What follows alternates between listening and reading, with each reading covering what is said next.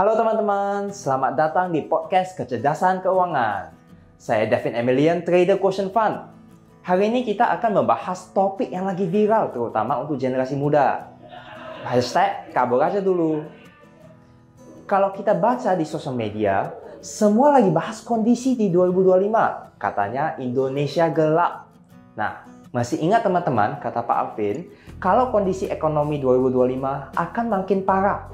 Saya kasih tahu teman-teman lagi di situ ya, dampak buruk dari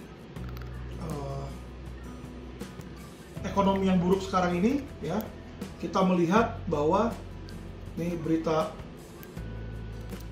baru juga, CNBC juga, dolar naik tinggi teman-teman ya, paling parah di Asia. Jadi dolar itu sekarang udah tembus di atas 16.300. Tahun depan bisa tembus di atas 17.000 atau 18.000 teman-teman. Harga barang naik, inflasi naik, rupiah makin lemah, tapi gaji segitu-gitu aja. Kondisi ekonomi yang makin enggak jelas membuat banyak yang panik. Jadi mikir, harus investasi biar uangnya ikutan kerja. Malah masuk ke investasi bodong atau investasi ke proyek yang enggak jelas. Banyak yang ikut-ikut interview supaya kerja di luar negeri. Bayar biaya pengurusan izin, segala macam, malah ketipu. Nah, di sisi investasi saham, kita lihat kondisi pasar saat ini, sekarang rata-rata lagi anjlok. Jadinya keputusan kebanyakan untuk beli sekarang atau tunggu dulu, semua pada bingung kan? Nah, sekarang saya akan sharing 4 strategi bertahan milik Pak Alvin supaya teman-teman semua memiliki ilmu kecerdasan keuangan untuk menghadapi kondisi ekonomi apapun. Pertama, cash is king. Pegang likuiditas. Jangan semua duit masuk ke investasi. Banyak orang overinvest sampai enggak ada dana darurat. Begitu ada krisis, duit macet, malah utang sana sini. Salah strategi. 2. Hindari investasi bodong dan skema Ponzi. Jangan mudah tergoda investasi dengan janji untung besar.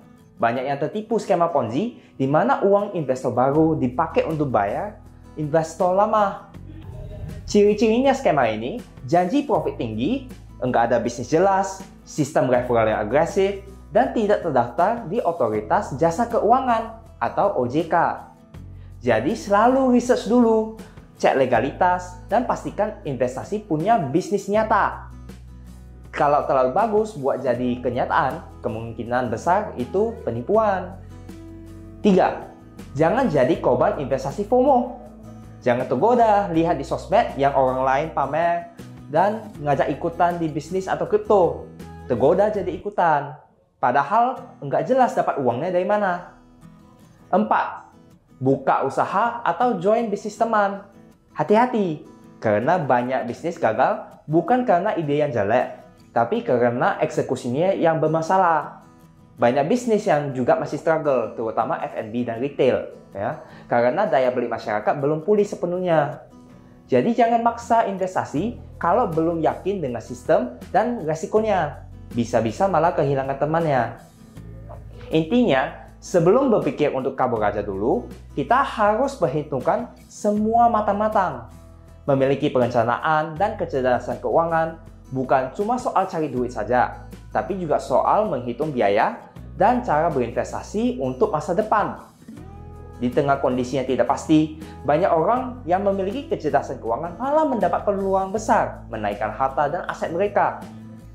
Banyak kesempatan justru datang di waktu kondisi tidak stabil. Nah, teman-teman, jadinya memiliki kecerdasan finansial ini sangat penting ya, selain kejelian dalam membaca peluang.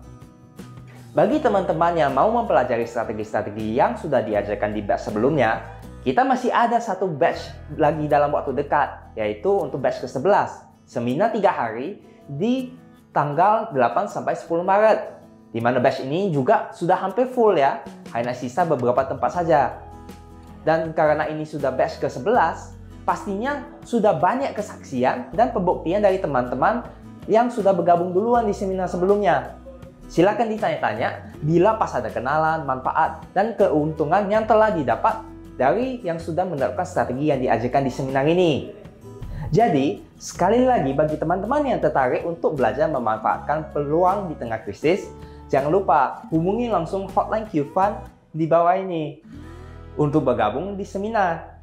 Jangan lupa follow podcast ini dan share ke teman-teman yang butuh kecerdasan finansial. Sampai jumpa dan salam cerdas keuangan untuk semuanya.